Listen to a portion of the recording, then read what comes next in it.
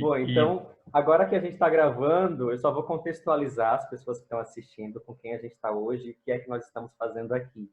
A gente segue, então, em mais uma noite de conversas isoladas. Eu dou boa noite a todas e todos que estão aqui e a vocês que também possam ver essa gravação depois. Dizer que essa ação é uma idealização de um grupo de teatro de Penápolis, interior de São Paulo, a CIA Alternativa de Penápolis, e nesse momento aí de pandemia, como uma forma de continuar pensando e produzindo e tentando burlar os protocolos de distanciamento social, a gente aproveitou aí das redes para poder se aproximar e convidar alguns artistas para conhecer mais a trajetória, buscando refletir sobre a produção artística desses convidados ou dessas convidadas, para também servir de referências para trabalhos futuros, tá? E hoje a gente tem, na nossa conversa isolada, o Dinho Lima Flor. Ele que é nascido em Pernambuco, na cidade de Tacaimbó, flertador de poesia desde que conheceu Ilo Krugli, diretor do grupo de teatro Vento Forte, em São Paulo, no ano de 1997. Dinho é um dos fundadores da Cia do Tijolo, companhia teatral que inaugurou seus trabalhos com a vida e obra do poeta Patativa do Assaré. A Cia do Tijolo tem em seu repertório os espetáculos Cantata para um Bastidor de Utopia, inspirado na obra e vida do poeta Federico Garcia Lorca, Avesso do Claustro, sobre Dom Helder Câmara, arcebispo conhecido como Bispo Vermelho por resistir à ditadura militar, e Ledores no Breu, inspirado na prática e nas ideias do educador Paulo Freire. Dinho foi integrante do teatro da Casa Laboratório para as Artes do Teatro. Participou como ator do espetáculo O Homem Provisório, inspirado na obra Grande Sertão Veredas, de Guimarães Rosa. Então, esse é Dinho Lima Flor e é um prazer imenso ter você aqui, como a gente já falou um pouco no início. Bem-vindo, Dinho. Heitor, muito obrigado.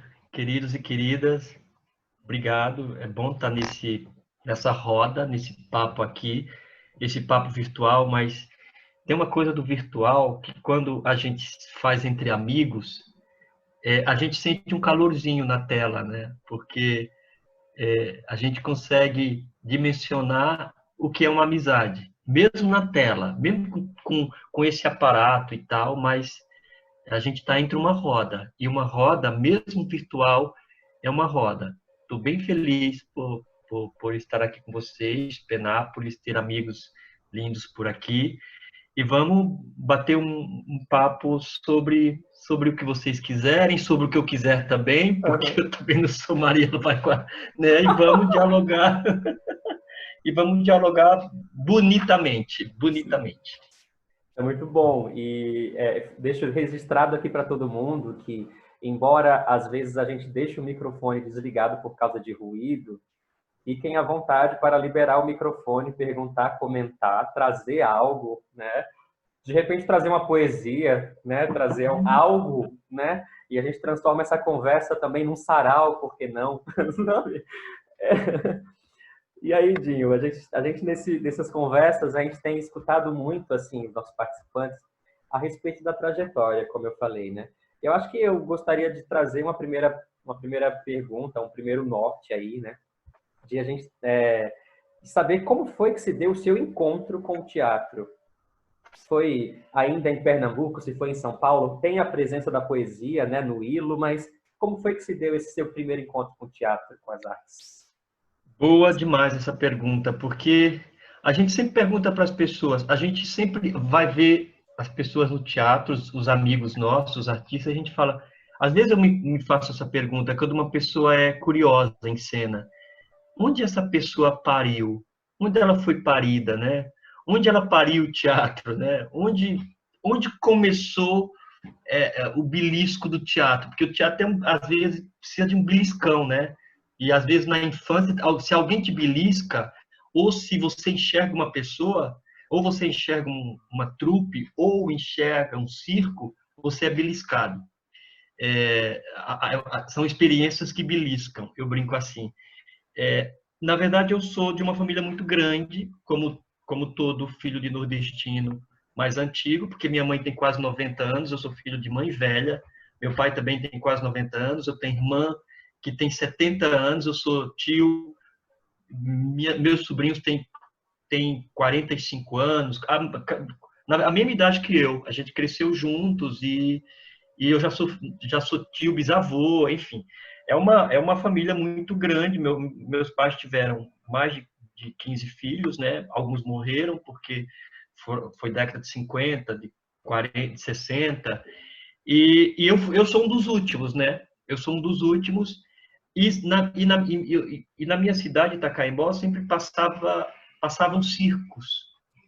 E o interior, hoje não mais, mas o interior, para uma criança que nasceu e que não tem absolutamente nada assim de teatro, de cinema e tal, quando chega um circo e você olha você entra. Primeiro eu não tinha grana para entrar no circo. Então o que é que eu fazia? Eu e alguns amigos, a gente tinha uma cerca de arame farpado que eles colocavam em volta da lona grande e a gente burlava, a gente passava por baixo, às vezes a gente rasgava a camisa. Eu nunca esqueço disso, que uma vez eu tinha acho que 12 anos, e aí minha mãe tinha comprado uma camisa branca para mim, para eu ir para a festa de Santo Antônio, que é 13 de junho. O circo chegou em maio. Eu peguei essa camisa e botei ela, fiquei tão bonita assim. Aí mergulhei por debaixo do arame farpado. A camisa rasgou-se toda. E mamãe é muito brava, nordestina brava, brava, né? Brava, brava. E aí, quando eu fui botando a cabeça por baixo, veio um segurança e botou a mão assim na minha cabeça e me botou para fora. Foi horrível. Aí eu rasguei a camisa. Aí quando ele foi uma máxima violência, porque eu tinha 10 anos, e aí quando ele fez isso, ele não só rasgou minha camisa, como rasgou minhas costas também, né? Eu fiquei ensanguentado. Então eu cheguei em casa com a camisa ensanguentada e a camisa que era para Santo Antônio, para a festa de Santo Antônio, que é a festa do padroeiro. Quando a mamãe viu isso, mamãe cuidou, bravamente cuidou do meu sangue e depois me deu uns cascudos, me deu uma pisa, me deu uma surra. Não uma surra assim, mas me deu uns tabefes e falou: isso é para você aprender a não usar camisa, não usar camisa para festa. Essa camisa estava ali. Ela não estava preocupada porque costas de menino se rasga, mas a cicatrização no dia seguinte já está ok. No dia seguinte eu já estava cicatrizado. Ela sabia disso. Então, o que era mais caro era a camisa. Não era minhas costas. Olha só que a inversão aí. Mas ela tinha uma certa razão, porque comprar uma camisa para 11 filhos, e todos os filhos teriam que ter camisas e roupas, não tinha todo ano, mas um ano sim, outro, enfim. Essa foi a história do meu circo entrando. Mas aí depois eu comecei a me alimentar de circos. E eu achava as coisas mais bonitas, aquele palhaço, todos os trabalhadores, todos os agricultores que sofriam, que sofrem muito, sentados ali e rindo, e rindo, e rindo, e rindo. E quando chegavam as rumbeiras, aquelas moças que dançavam com uma sainha curta, eu queria também imitá-las, eu queria imitar todo mundo do circo. Eu queria me tomou de uma forma que, quando eles foram embora, eu peguei os panos, os lençóis que estavam em casa, fiz um circo.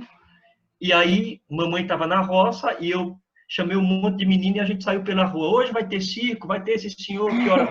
E a gente fez, porque eles chegavam na cidade e o palhaço, claro, o palhaço ia dizendo, vai ter, hoje é circo, que hora? E a gente repetia. E o menino que gritava mais alto ganhava o ingresso.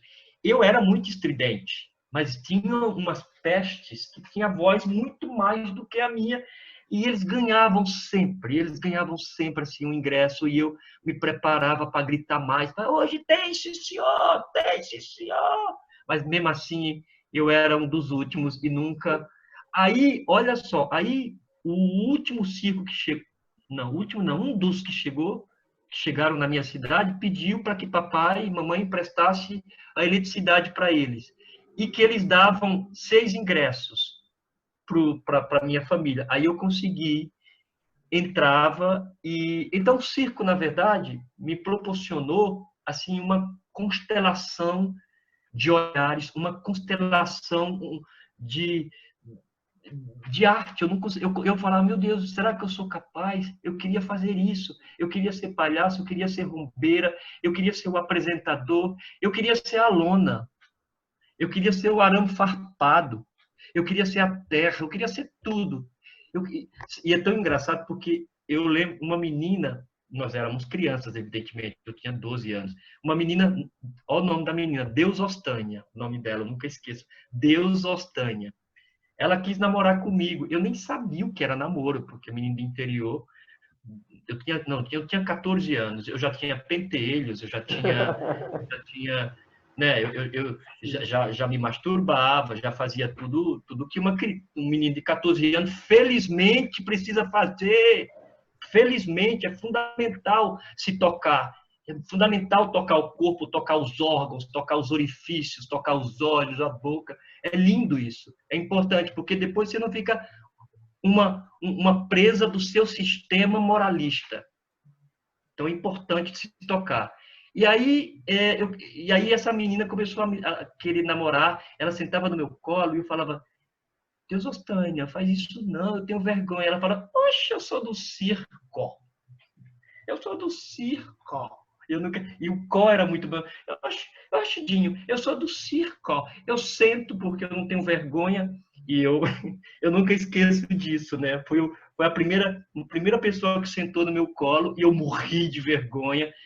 E aí eu falei, não vou namorar com uma menina que senta no meu colo. Se meu pai me ver e minha mãe, eles vão me bater. Eu já tinha rasgado a camisa.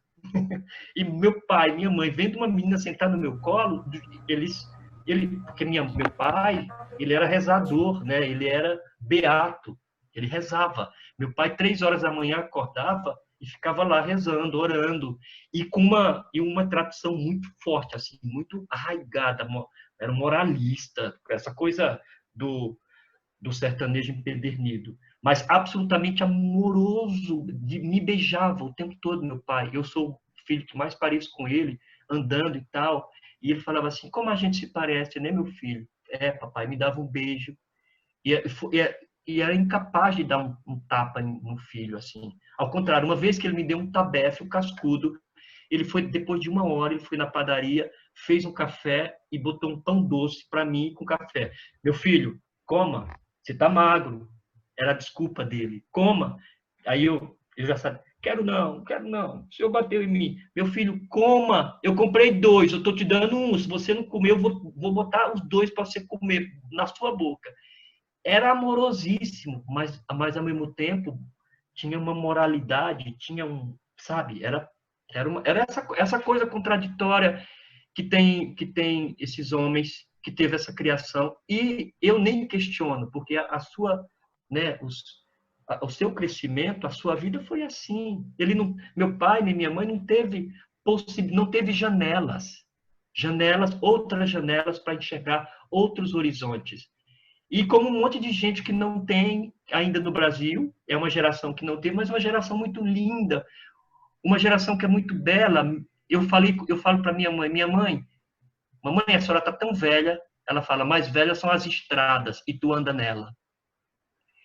Então, então ela subverte o pensamento, ela é poeta. Quando eu saio de casa, ela é analfabeta, com quase 90 anos, ela fala, meu filho, cuidado na vida e sentido no tempo. Sentido no tempo, cuidado na vida. Ou seja, minha mãe elabora, Benedita é o nome dela, ela tem uma elaboração que para mim, ela já é a santa poeta, a mãe poeta.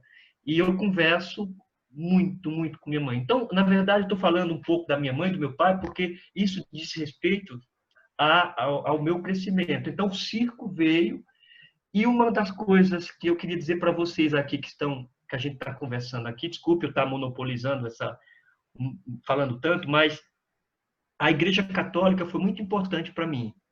Era a Igreja Católica do ponto de vista do Dom Helder Câmara, que eram as comunidades eclesiais de base. Então, os padres que viviam o padre que vivia na minha cidade, Pedro Aguiar, ele pegou 30% das terras da igreja e ele deu para os pobres. Então, eu tinha 14, 15 anos, eu via todos os pobrezinhos, nós fazendo casa, fazendo um grande mutirão. E ele falava assim, a terra, a igreja não pode ter terra, a igreja não pode ter terra, a igreja tem que ter espírito, amor. Terra, não pode, ninguém pode ter terra, não pode haver concentração. Então eu escutava muito isso, e tinha freiras que eram ligadas à terra, eram agrônomas que trabalhavam com os agricultores, e eu fui me aproximando. E aí eu cantava na igreja, eu cantava, eu adorava falar os versículos, o padre me chamava para falar porque eu falava bem, e depois no final ia cantar com um violãozinho fora da igreja, às vezes dentro da igreja, e não tinha nem o padre, nem uma freira, ao contrário, eles incentivavam a gente para falar, para dizer, em alguns momentos, nas assembleias que se fazia das comunidades eclesiais de base, esses padres diziam, olha, somos pobres, eles querem nos esmagar, os latifundiários.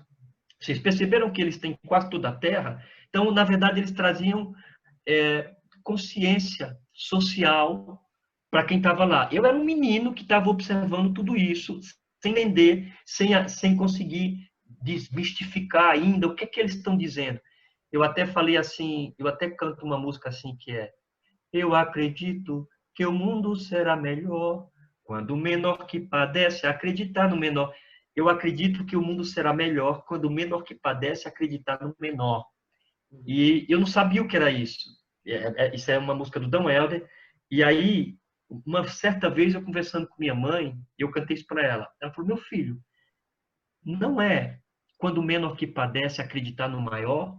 Aí eu falei, não, mamãe, a senhora é pobre, é uma trabalhadora, a senhora é uma operária, a senhora é louceira, e eu também, eu não tenho casa, eu também sou um trabalhador, sou um operário da arte. Então, e tem o seu Fausto. Seu Fausto era um fazendeiro assim do lado, e os outros também que tinham muita terra, né? E eu falava, e tem outros fazendeiros aqui. Então, eles dão algum litro de leite para a senhora quando a senhora está precisando? Algumas pessoas já foram pedir, pobres já foram lá pedir leite. Por favor, meu filho está passando fome, dê um leitinho. E era todos os dias.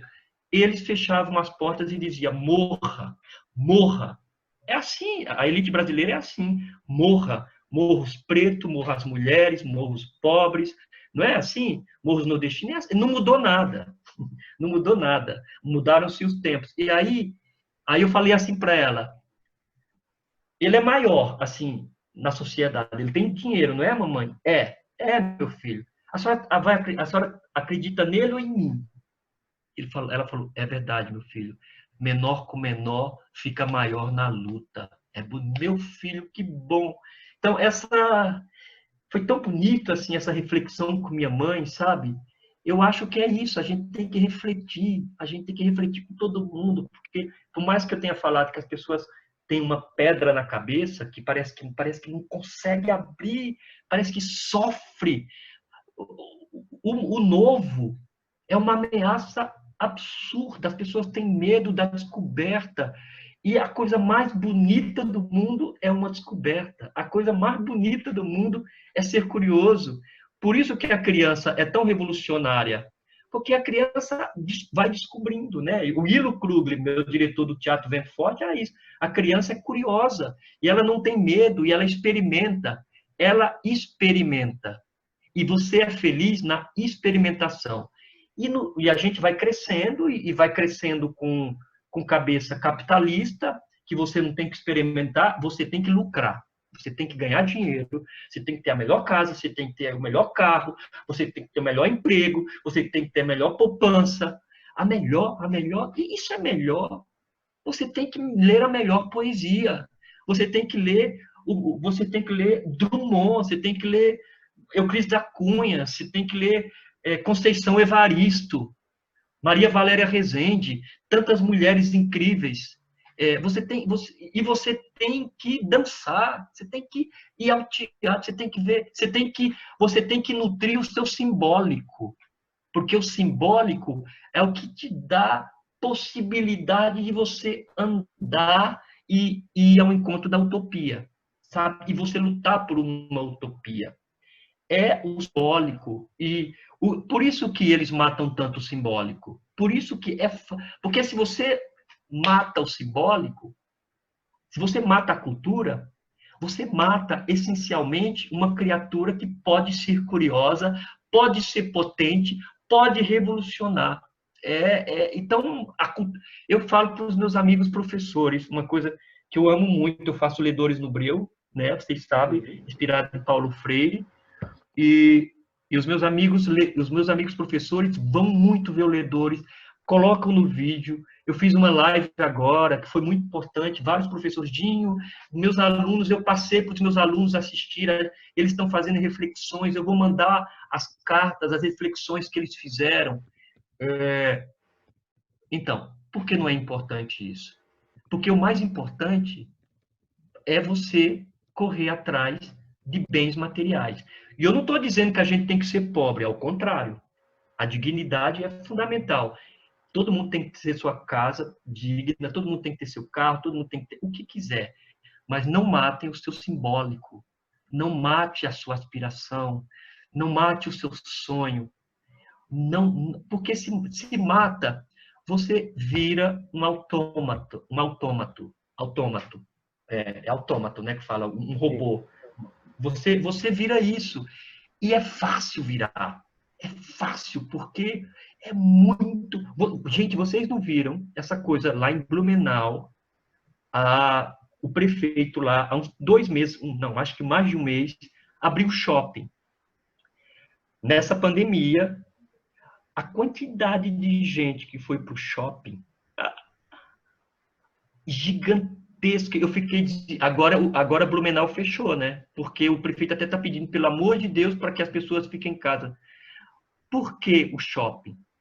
Essa coisa absolutamente horrorosa, inóspita, que tem o mesmo cheiro, é tudo igual. Eu acho que muita gente também vai para o shopping porque gosta. Eu também não estou matando o shopping, mas eu estou dizendo por que essa ânsia de ir a um shopping. É o consumismo, que você vai comprar. Eu vi uma matéria, a gente tem roupa demais. O que se produziu de roupa no mundo, nós somos 7 bilhões de pessoas, dá para 21 bilhões de pessoas vestirem. É tanta roupa. Meu guarda-roupa é cheio de roupa. Tudo que eu tenho aqui nesse meu guarda-roupa, eu posso usar daqui até 15, 20 anos. Mas não, né? O capitalismo, nesse sentido, ele não. Essa roupa está velha, então vai para o novo. E o capitalismo vai para a cultura, né? Quando uma vez eu estava, não vou dizer, mas fui assistir um espetáculo de uma amiga, uma grande produção, e um produtor falou assim, queridíssimo, mas equivocado. Falou assim, ai, o público comprando uma fila imensa, ai, o bolso das pessoas. É o bolso que me interessa. Quando ele falou isso, eu falei assim, acho que eu não vou ver. Eu queria desistir para não assistir esse espetáculo. Mas como eu estava na frente dele, eu entrei. E realmente a peça era um bolso. A peça era a carteira. A peça era o financeiro. E eu já sabia, de certa forma, mas são as pessoas que acham que a cultura é o capitalismo. Aí dançam, porque depois a peça não rolou. As pessoas, mesmo a burguesia que vai assistir um espetáculo assim, que gosta, as coisas, gosta de ir, gosta de comprar caro, mesmo as pessoas não são burras, as pessoas sabem quando a coisa é honesta. Às vezes, mesmo quando a coisa assim é mentirosa, mas que tem um esforço dos artistas para fazerem, assim, eu estou falando, por exemplo, essas coisas, produções, não são, elas são isso. Mas às vezes eu vou ver um espetáculo que eu nem digo que é mentiroso, que não teve tempo hábil, porque a demanda da cidade não rolou, porque as pessoas trabalham, as pessoas não se encontram, 1000 coisas que acontecem e que, no final, reverbera no processo. Porque um processo continuado de teatro, um processo que você está todos os dias, até mesmo, a gente no Tijolo, a gente passa um ano. Às vezes a gente chega lá e a gente fica 2 horas conversando. A gente não tem muito a propor. Mas o ato da gente conversar, depois de 2 horas, vamos dançar um pouco? Vamos. A gente parece que a gente hoje está... Sabe, tem dia que a gente está vazio, né? Porque nem todo dia a gente tem que estar cheio. E aí, depois dessa dança, a gente gosta de dançar muito, né? Eu sou uma pessoa que eu gosto... Quando eu faço minhas oficinas, eu faço em 3 etapas a oficina. A primeira, o começo é que todo mundo dança um chorinho juntinho, agarradinho. Ai, tem até tem um chorinho que eu coloco que é da corta-jaca, que é e também pedacinho do céu.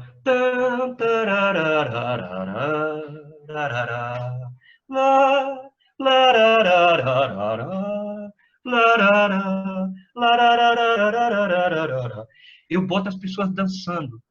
E as pessoas dançam. Eu deixo 20 minutos e as pessoas vão também pegando sai de um e vai para outra. A gente vai tem que misturar corpos. Eu vou dançar com uma pessoa 20 minutos? Não, eu tenho que acessar outros cheiros.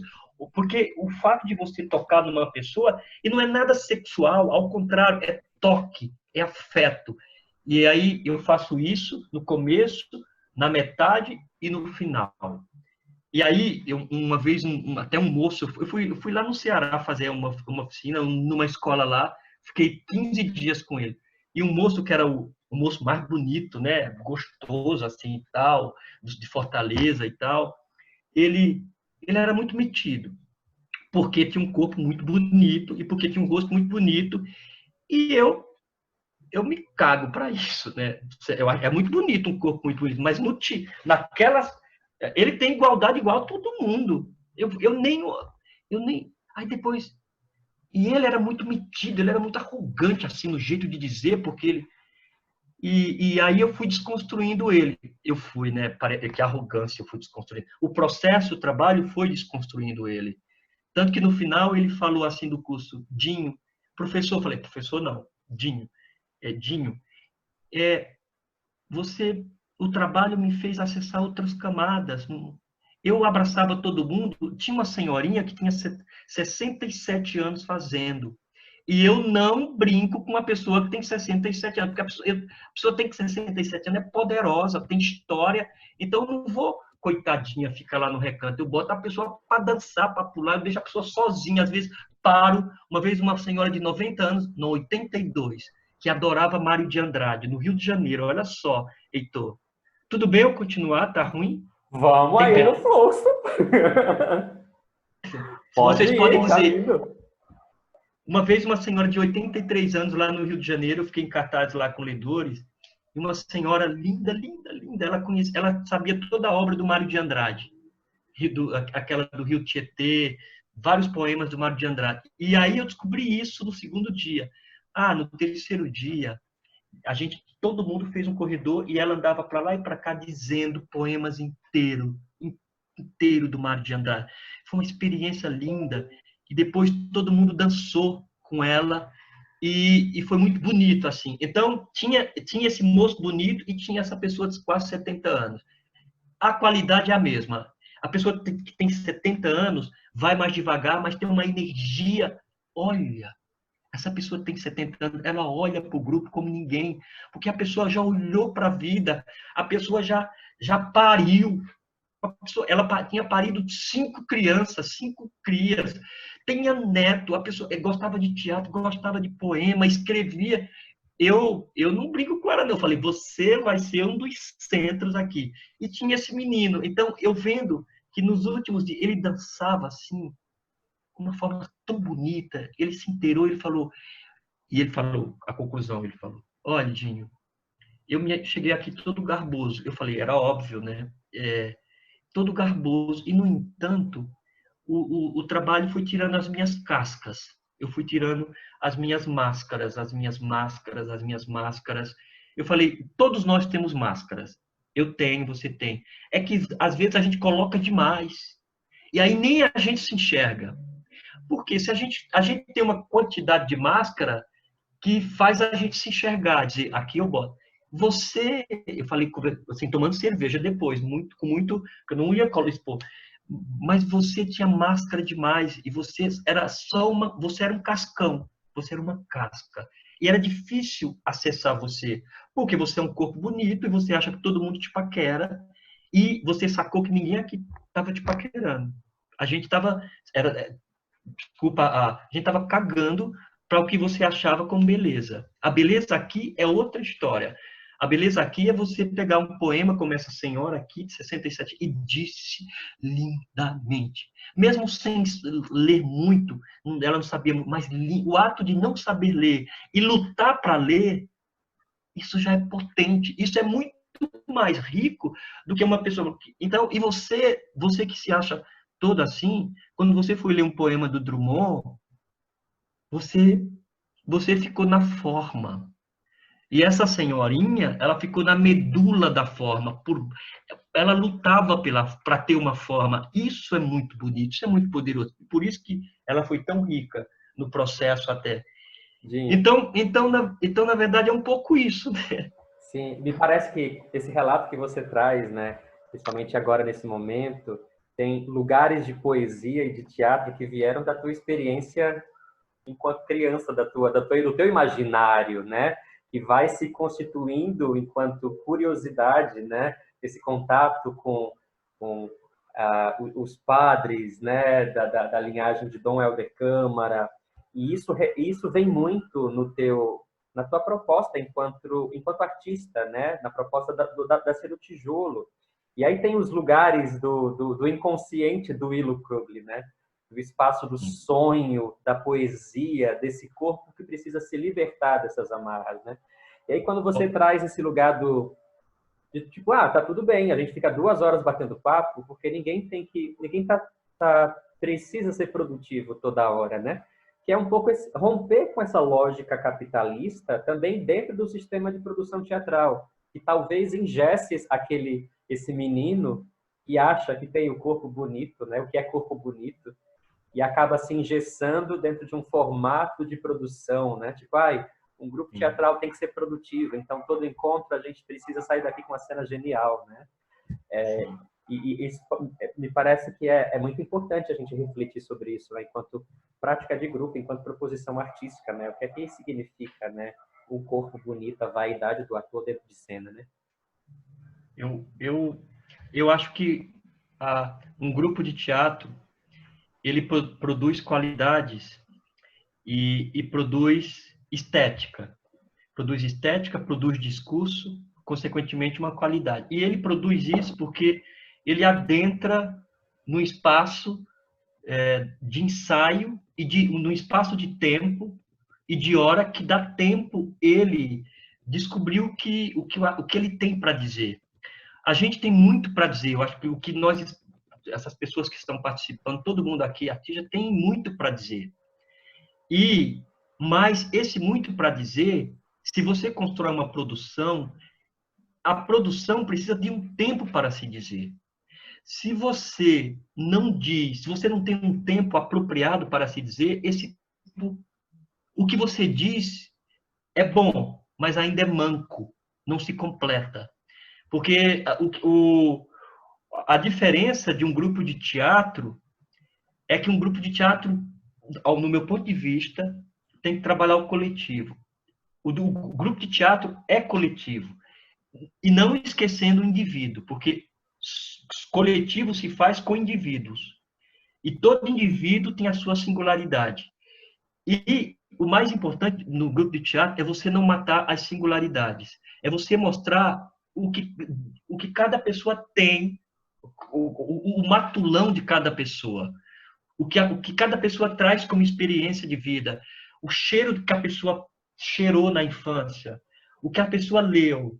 O estado que a pessoa nasceu. O sotaque da pessoa é muito importante. Isso num grupo de teatro, no meu ponto de vista, ele não pode amassar os sotaques. Ele não pode dizer que todo mundo tem que falar igual, porque senão ao meu ponto de vista, não é teatro.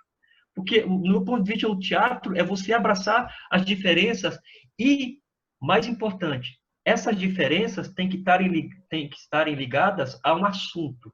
Qual assunto que esse grupo de teatro, com essas diferenças, com essas singularidades, com essas pessoas de vários lugares, vai colocar em cena.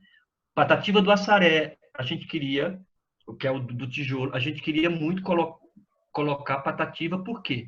Porque Patativa é um sertanejo. O único sertanejo que tem no grupo sou eu, o único nordestino. Mas tem gente de todo o país. Tem gente que... Rodrigo é de Minas, eu sou de Pernambuco, o William é de Minas, Thaís Pimpão é do Paraná, Jonathan Silva, que é o compositor do Samba da Utopia, é do Espírito Santo, a Karen, a Fabi é do interior de São Paulo, a Karen é daqui, o Maurício, enfim, a gente nem se importa os sotaques. Aliás, os sotaques somam, as diferenças somam, as diferenças é a riqueza. Mas o mais importante é o assunto, essas diferenças, essa riqueza. Vai falar do quê? Vai falar do Patativa, que é um cearense, que é um nordestino, que é um poeta, que lutou pela reforma agrária, que contou muito do seu povo, mas pensando no homem universal, cantou sua aldeia, é um poeta de aldeia, mas é um poeta que se comunica com o mundo. Porque, por exemplo, Patativa do Assaré, eu digo esse poema que ele diz, os jornalistas, os repórteres, entrevistavam muito ele, na época, com aquele gravadorzinho. E ele, olhando para esse gravador, ele construiu um poema lindo, que é assim: gravador, o que estás gravando aqui no nosso ambiente, gravador?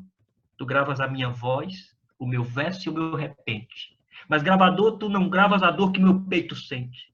Tu gravas em tua fita com a maior perfeição o timbre de minha voz e a minha fraca expressão. Mas não gravas a dor grave gravada em meu coração.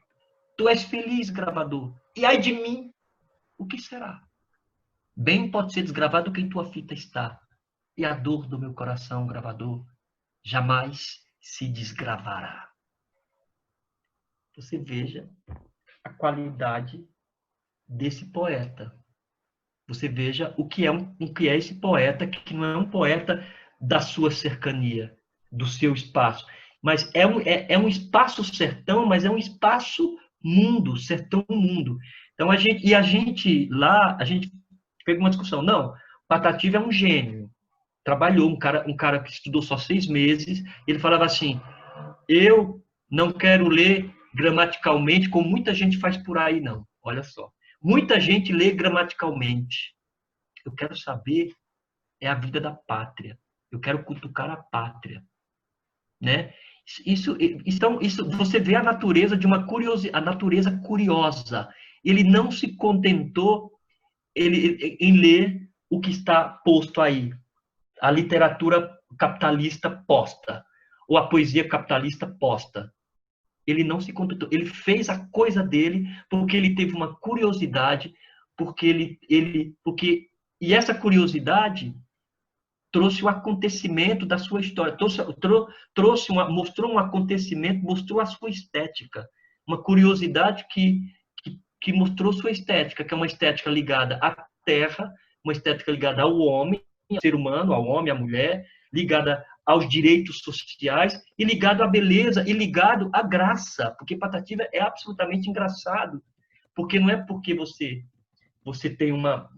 é um militante da vida que você tem que perder o brilho. A criança tem que estar dentro da gente, a gente tem que rir, a gente tem que dançar. Então Patativa trazia isso. E a gente falava assim: a gente de São Paulo, a gente só vai conversar com Patativa se a gente só vai chegar no Patativa se a gente conversar de igual para igual.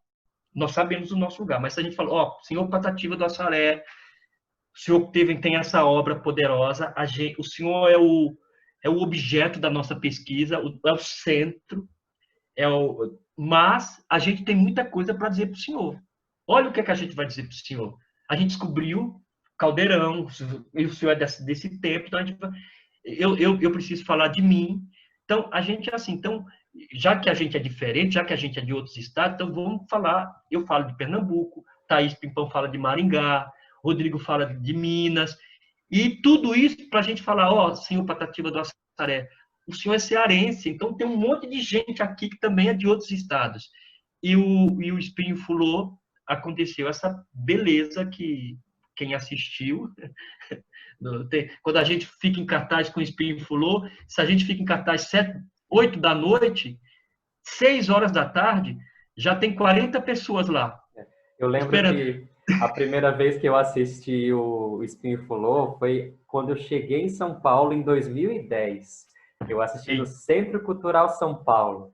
E eu achei de uma belezura, assim. E eu lembro que a Thaís Pimpão, na cena em que vocês escrevem na lona, né, as cidades de cada um, ela olhou para mim e perguntou: de onde você é? Eu falei: de Aracaju.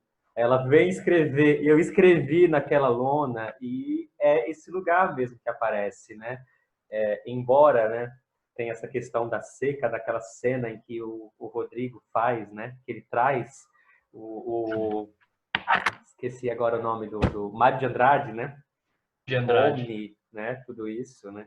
Sim. Esse lugar das diferenças somadas ali, dizendo essa seca, esse sertão está em todos os lugares, né? Essa exclusão que aparentemente a gente tem, né? Muito refletida no Nordeste, está no Brasil como um todo, né? Enfim, eu fiz esse parênteses, mas acho que o Dagoberto, ele tem alguma pergunta, né, Dago? Libera aí o microfone ou algum comentário.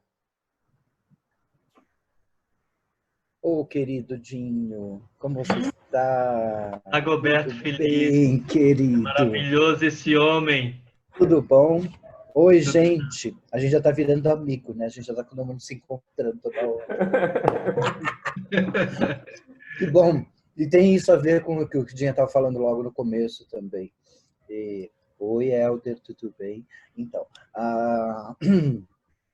tem uma coisa muito legal do trabalho que você faz, principalmente com o tijolo também, mas tem uma coisa que eu queria que você falasse um pouco, que era, além de todo um trabalho em cima da poesia e tal, o espetáculo que tem o Lorca como base, né, tem um profundo trabalho de pesquisa na forma, né, na forma de cantata, na forma... Então, assim, além dessa poesia que você traz, que a gente vê isso em você, né, muito, muito presente, né, mas nesse espetáculo, particularmente, além dos outros, mas tem um trabalho e uma pesquisa, não gosto muito dessa palavra, mas um trabalho mesmo desenvolvido em cima da forma e de como mescla essa forma, esteticamente falando, e com o conteúdo dessa poesia que traz, além das metáforas que vocês fazem especificamente nesse espetáculo, né? Que assim, eu gosto de todos, mas esse particularmente, até por uma formação musical, me coloca num lugar de falar assim, uau, tem uma forma muito potente com a poesia que acompanha isso. Eu queria que você falasse um pouquinho sobre isso. Oi, Dago. Que bom essa tua pergunta e essa tua questão e esse teu, mais que questão, né, tua colocação amorosa. O Ledores no Breu, Ledores não, o Cantata para um Bastidor de Utopias tem uma coisa muito interessante, muito ligada ao Willy Krugli. Eu fiquei 14 anos lá no Vento Forte. Eu entrei em 97 no Vento Forte para fazer um espetáculo sobre a Mir Klink, 100 Dias Entre o Céu e o Mar.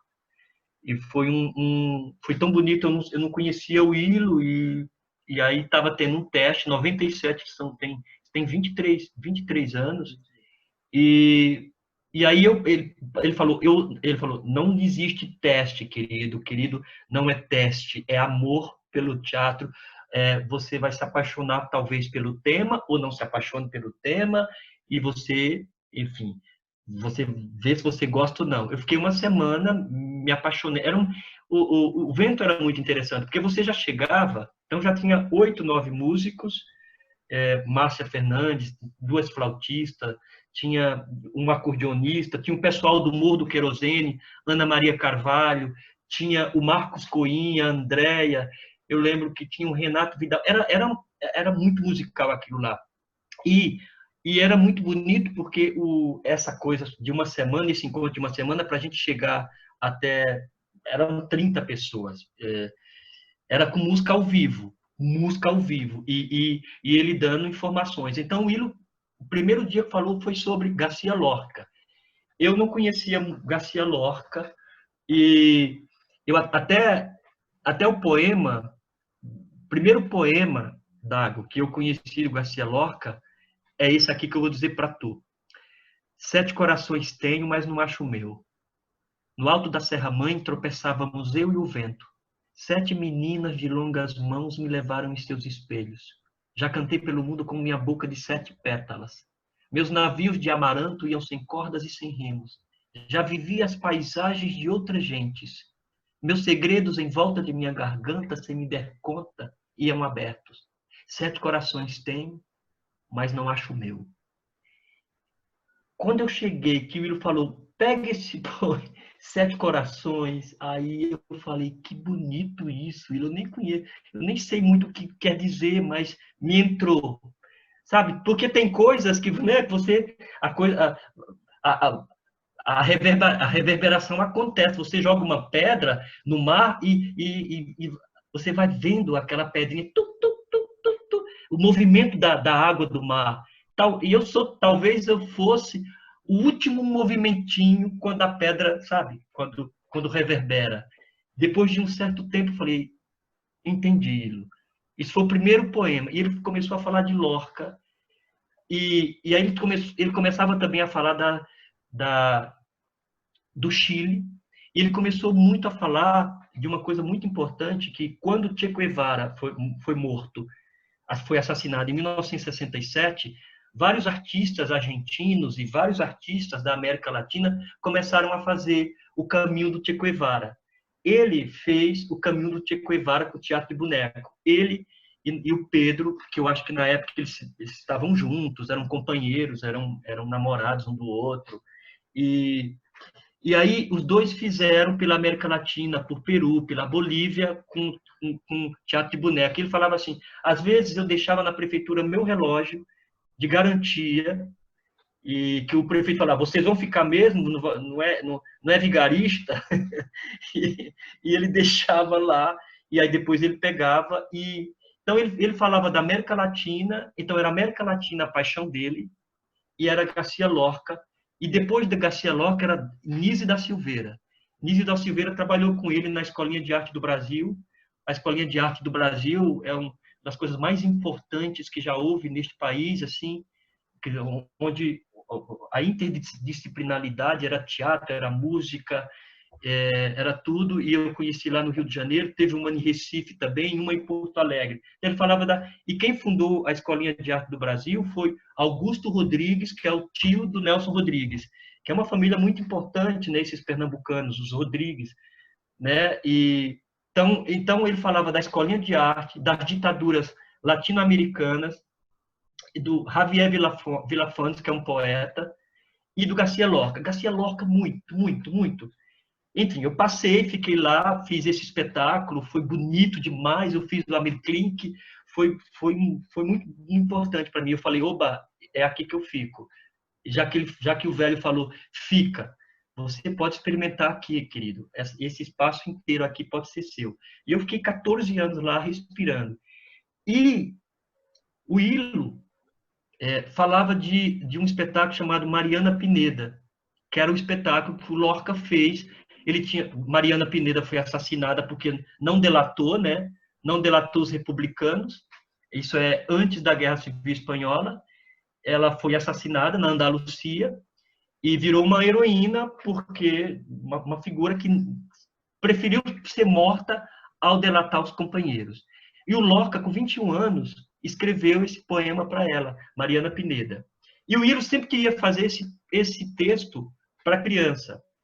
E passaram-se 10, 15 anos e eu acho que o Ilo desistiu. Aí eu no tijolo, falei, gente, eu acho que é a hora da gente fazer um Lorca, né? Eu sou, agora não mais, mas antes eu era um diabinho. Eu levei Patativa, levei Dan Helder, levei Paulo Freire e o Lorca, claro que eu já sabia, não é que eu levei, eu sabia que todo mundo gostava. Eu fui o impulsionador, eu fui o animador para que todo mundo, que bom. Então o Lorca eu falei, Mariana Pineda. E como é que a gente faz isso, Mariana Pineda? Aí eu fui conversar com o Ilo, olha, não estou roubando Mariana Pineda de você, mas eu queria pedir licença se você deixa a gente o tijolo, já que você fala que o tijolo é uma costela do vento forte, e é mesmo. Como é, a gente pode fazer o Mariana Pineda, já que faz tantos anos que eu já saí daqui, você não fez, e talvez você não faça, porque ele queria fazer um Plínio Marcos. O Will queria fazer um Plínio Marcos que era com Brecht. Era uma coisa muito linda que ele queria fazer, e ligando a África. Plínio, Brecht e a África. Ele era muito doido, né? Às vezes o espetáculo nem tinha resultado, porque ficava muito doido na cara. Mas era maravilhoso viver essa doidice dele. A gente é a formação disso. Eu, Rodrigo, Karen, Lília, Cello, que passou por lá. E aí ele falou, querido, é um prazer, que bom. A única coisa que eu quero estar próximo de vocês para esse processo. Eu falei, Ilo, você nem precisa pedir isso, porque a gente arreganha o cu para você, você sabe disso. A gente mostra os nossos orifícios para você, a gente beija, a gente te ama. Como é que você fala isso? Enfim, Dago, desculpe, eu tenho essa retórica porque sou nordestino, fala muito, às vezes se perde, e nordestino é assim mesmo. Mas eu tô lutando também contra um pouco isso, mas dizer que isso. Aí a gente chegamos, e aí a gente falou, Rogério, eu sugeri, acho que o Rodrigo e o Rogério devia encampar essa direção, né, esse olhar mais geral. Aí foi lindo, depois o Rodrigo deu uma saída, porque o Rodrigo estava muito como ator fazendo Lorca, ele não tinha condição de dirigir, assim, ele olhava, e o Rogério é aquele que se expande, é um diretor mesmo, né, ele olha, e aí a gente falou, não, a gente quer fazer, já que o Mariana Pineda fala desses republicanos que foram assassinados, fala de uma pré-guerra civil espanhola, fala de um tempo pré-fascista, já fascista na Espanha, e o Lorca foi assassinado por fascistas, tinha 36 anos. E aí fala, de certa forma, de uma ditadura, a gente tem que falar da nossa ditadura, porque não adianta a gente falar da ditadura da Espanha e não falar da ditadura aqui do Brasil, gente. O Brasil teve uma ditadura com o Estado Novo, Getúlio Vargas, depois teve a ditadura. O Brasil sempre teve ditaduras, a gente nunca saiu de ditaduras. Às vezes menos, às vezes mais, mas teve ditaduras fechadas, né? Período de 64 a 85 foi fechada a ditadura, foi morte. E a gente começou a falar disso. E aí a nossa preocupação era essa, Dago. Qual o formato que qual a forma, qual a estética? Onde que a gente vai buscar isso? Porque, de certa forma, vários grupos já falam disso. Então, a gente tem duas camadas aí. Uma que é Lorca, Espanha, com todo o seu conteúdo musical, né? Andalucia, que é praticamente como o Nordeste, né? Brasileiro, é muito parecido, né? Tem uma coisa... E Brasil. Brasil, que também é uma coisa absolutamente musical. Então, a gente foi no Teatro São Pedro ver uma ópera, porque a gente já estava pensando nisso, foi uma ópera. Então, o Mariana Pineda, o Lorca, a gente faz uma cantata. E nós não sabíamos o nome do espetáculo.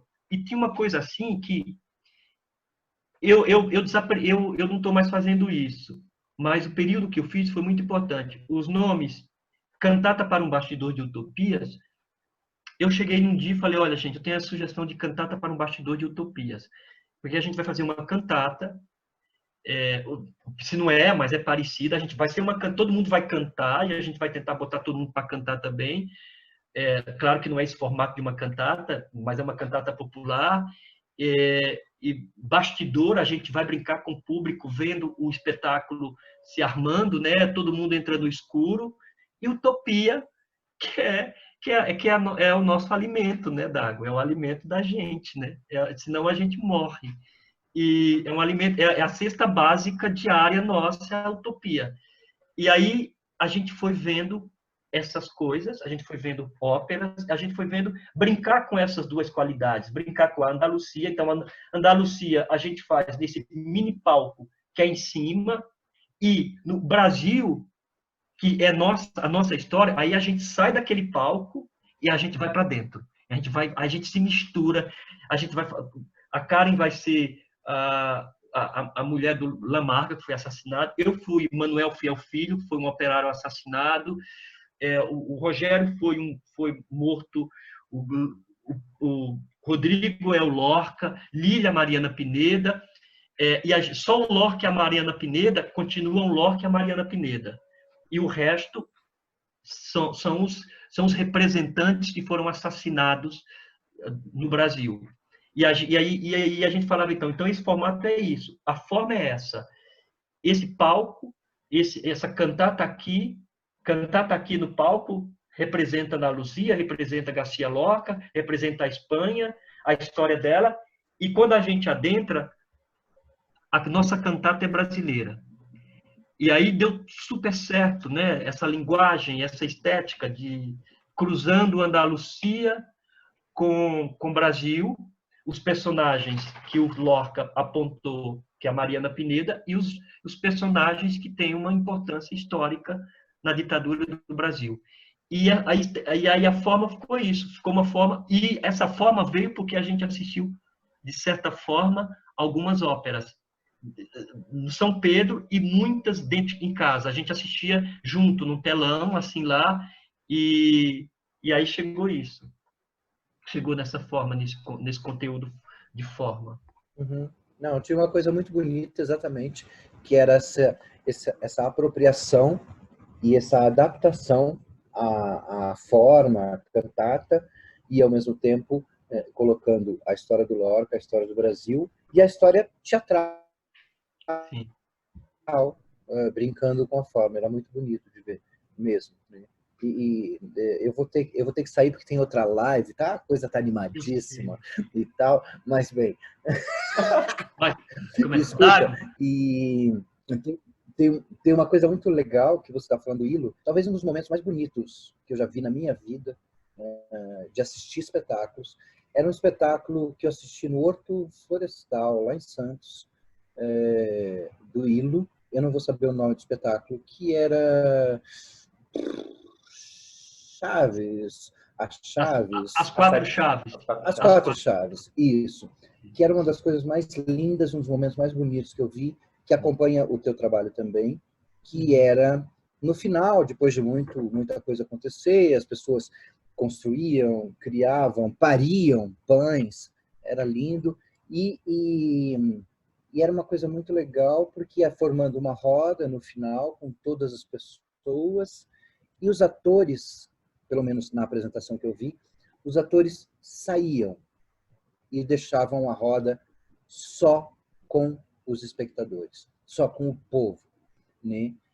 E quando as pessoas que estavam na roda percebiam que não tinha mais ator, que só tinha povo, eram umas coisas mais lindas que eu já vi na minha vida, que era assim, que isso acompanha o teu trabalho do tijolo, e que assim essa intromissão do ator para propor a cena, e quando a cena está instaurada, o ator simplesmente some, desaparecia, e as pessoas de mãos dadas, o povo de mão dada, e quando via, o povo estava dançando sozinho e não tinha mais ator.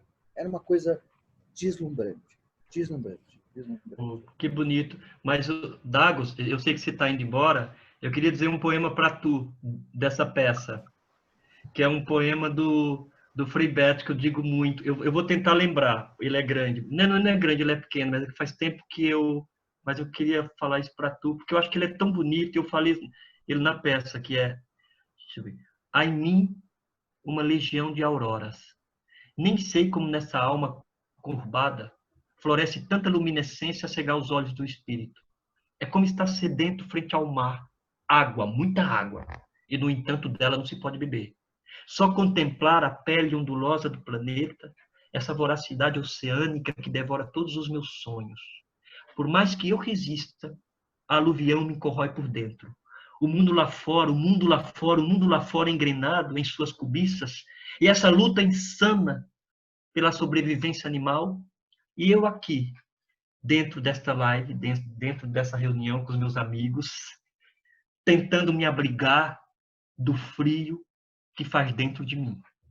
Eu não consigo ver o que os outros enxergam. Eu não consigo rir do que os outros acham graça.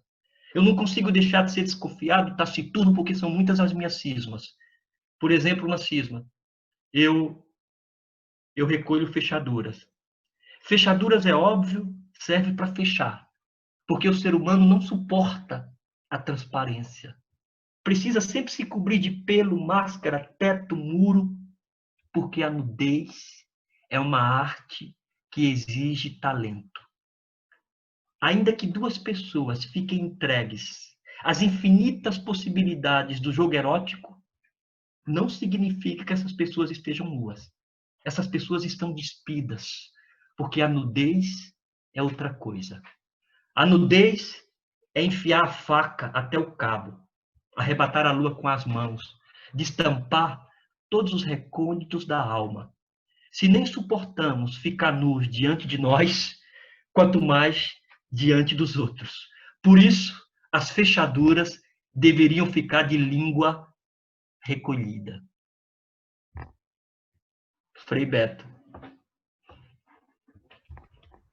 Frei Beto. Que belezura. Que belezura. Obrigado por essa lindeza. E falar depois disso, né, gente? Dinho, uma coisa que me veio, né, quando você resgatou a história do Cantata e o resgate às ditaduras, né? Quando vocês trabalham também com o Avesso do Claustro, com Dom Helder e Ledores do Breu, com Paulo Freire, num período turbulento em que Paulo Freire foi demonizado, né, dentro do nosso país. Você sofreu, ou o Tijolo sofreu algum tipo de repressão por conta da temática dos espetáculos, da proposta dos espetáculos, ou antes ou durante esse período? Boa pergunta, demais. O Ledores no Breu é o espetáculo que a gente mais fez no Brasil. A gente já fez ele desde da escola do MST, da Escola Florestan Fernandes. Foi lindo o momento, porque lá não tinha estrutura, mas a gente foi e eu ligava a luz do interruptor e abria ligada a luz, e tinha gente de toda a América Latina assistindo o Ledores no Breu. A gente fez palco giratório e, no geral, Paulo Freire é muito abraçado, porque quem tem um pouco de amor nos olhos, mesmo só no olho, nesse olho direito, se você tem um amor no olho direito, você já ouviu falar do Paulo Freire, você gosta, porque Paulo Freire, o que ele fala é você quebrar uma estrutura de dominação dentro da pessoa. É o ser humano deixar de ser opressor para se libertar. E o oprimido precisa ter qualidade, precisa se libertar, tirar as amarras, tirar as correntes. Então, Paulo Freire é um humanista e é um pensador voraz do Brasil, né? E colocando esse povo brasileiro como fonte de amor, de libertação, de boniteza, mas com consciência política, com consciência de classe. O Paulo Freire falava assim: eu tenho lugar, não pensem vocês que eu não tenho lado, eu tenho lado. Todos nós temos que ter lado. Agora, não significa que esse lado vai me cegar para a discussão, mas a gente tem que ser de esquerda, tem que ser da poesia, tem que ser do teatro, tem que ser do movimento da vida, do movimento da literatura, do movimento da militância da vida. Mas isso não significa que uma pessoa que não teve esse ato, disso que eu estou dizendo, eu não vou chegar até a pessoa para refletir com a pessoa e abraçar, porque esse país é um país muito sério na educação. A grande maioria das pessoas, a grande maioria ainda, não conhecem, na escola pública d'água, não conhece Chico Buarque, não conhece o Villa-Lobos, Chiquinha Gonzaga, Cartola. A escola pública não conhece essas figuras, esses pretos, essas mulheres que lutaram num tempo absurdo. E Paulo Freire vai ao encontro disso, no sentido de abrir essa caixa de Pandora para você botar tudo que tem no Brasil para você ter consciência. E Paulo Freire, a consciência através da beleza, do simbólico. Não é uma educação uma educação bancária que você aprende números. É uma educação para a vida. É uma educação para o amor, para se libertar. Então, as pessoas, mesmo com olho, só um olho que enxerga ele, gostam. Então, a gente sempre foi muito bem-vindo. Mas, no Rio Grande do Sul, teve uma pessoa que... o Bolsonaro já era candidato, a pessoa... Porque você sabe que um monte de gente escreve, né? No final, todo mundo escreve, tem carvão. As pessoas levam carvão até... Tem 7 anos, tem dia, eu tenho carvão, escrevo. Agora, a próxima temporada que eu for fazer do Ledores, eu não só vou dar carvão, que eu vou dar um pedaço de papel craft, para a própria pessoa chegar em casa ou em qualquer lugar e fazer o seu movimento libertário da palavra, assim, escrever seu poema. Porque já me falaram isso, a gente precisa do papel. Eu falei, então, vai ter carvão e vai ter papel. Então, um cara do Rio Grande do Sul pegou o carvão, e os papéis craft são muito grandes, né? Eu abro todos os papéis craft, carvão, 100 quilos de carvão no final, todo preto no final. Uma pessoa falou assim, escreveu Bolsonaro 2018. Isso era 2017. E eu vi que uma senhora estava agoniada do lado dele. Era uma, eu não sei se era Brusque, era muita gente, muita gente. Eu não vi isso. Eu só vi no final. E a senhora veio me falar, você não viu, ainda bem que você não viu, porque foi uma afronta, a gente que viu, eu fiquei mal, eu quase que dei um murro, eu quase que levantei a mão para dizer, gente, eu falei, por que não fez isso? Devia ter feito, porque o espetáculo propõe, inclusive, é dialético, né? Quem assistiu sabe. Tem gente, o Frei Beto foi ver 3 vezes, e sempre fala, o Suplicy foi ver, eu danço cartola com as pessoas, né? Uhum. Nada consigo saber quando a saudade aperta. Dancei com o Suplicy, no final ele falou Renda Família, cantou aquela música que ele sempre canta, um luxo, Suplicy, Dona Maria, seu José, seu Antônio, todo mundo foi ver. Mas a gente chegou a uma conclusão assim, Heitor, a gente já sabia, quando acontecesse uma coisa dessa, eu e Rodrigo, a gente conversou muito sobre isso, o tijolo. A gente abre a luz e a gente pede para a pessoa se colocar. Porque é uma peça que é absolutamente contrário, mas contrário desde o século I, antes de Cristo nascer, é contrário a Bolsonaro, essa peça. Então, é uma provocação. Então, se a pessoa provocou, num ambiente que é um ambiente democrático, a gente está falando de Paulo Freire, de educação, de arte, de estética, de forma, então a pessoa tem que se colocar. Já aconteceu isso. Eu abri as luzes e falei, olha, você pode se colocar, porque... E aí coloquei. E aí eu falei, eu não estou te fazendo nenhuma...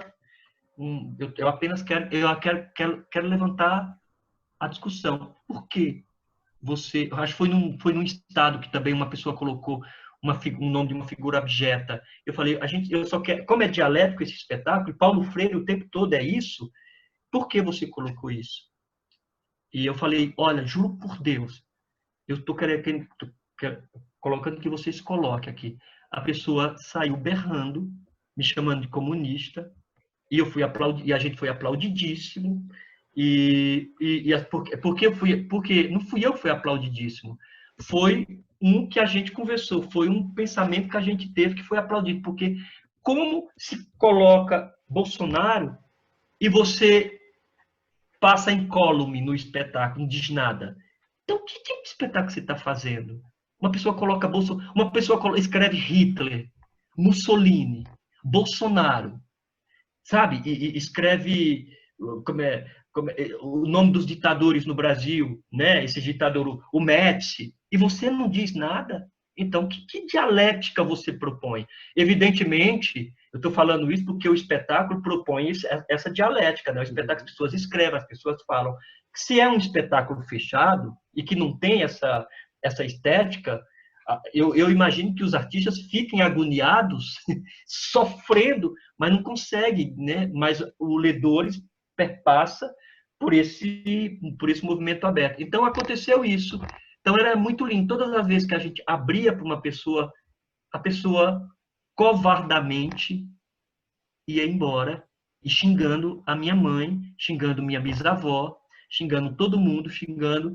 E o público dizia, que bom que você foi embora, seu covarde, assim, vai embora.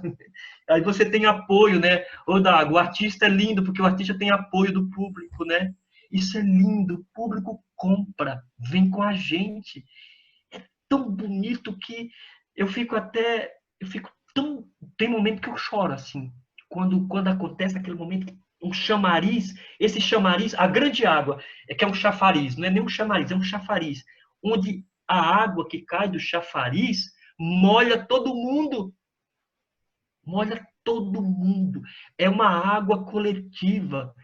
É muito bonito isso. E o teatro tem essa capacidade, essa capacidade do choro, de ações coletivas, ações políticas, de afeto político. E disse, olhar para uma pessoa hoje em dia, olhar nos olhos, é muito bonito. Olhar nos olhos, e não é olhar nos olhos, não é só olhar nos olhos e comer a pessoa com os olhos, porque tem que comer. Tem que comer, porque olhar só não. O comer é o olhar que se adentra, que vai para o pré-sal, vai para a camada do pré-sal do olho. Eu sou doida, né? Aquilo que a gente falou, né? Tipo, pegar um pedacinho do outro e levar com você, né? Senão não vale a pena esse encontro, né? Senão não vale a pena, nem não vale mesmo. Di, eu acho que o Rodrigo tem um comentário. Rodrigo, você vai liberar o microfone ou eu falo? É que as pessoas ficam me mandando no privado aqui no chat, sabe? Vou falar. Dinho, obrigado pelo encontro. Quero dizer, assim, faço parte dessa alternativa.